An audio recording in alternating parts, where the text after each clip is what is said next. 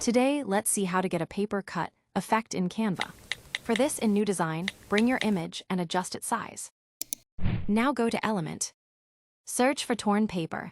Select the one from the frames. Now duplicate the image. Now go to Edits, and then Duotone. Here select Custom.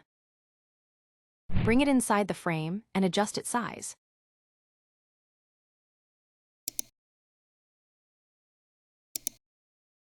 Make sure the image in frame matches the main image.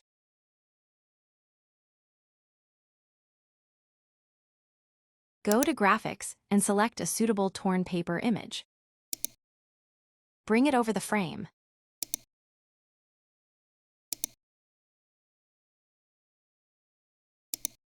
Duplicate it and arrange it above and below the frame.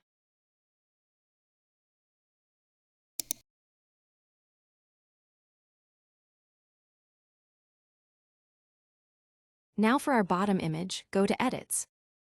Hair select Filter and choose a contrasting image like Outrun. Like this, we have a torn paper effect. Subscribe for such quick design tips.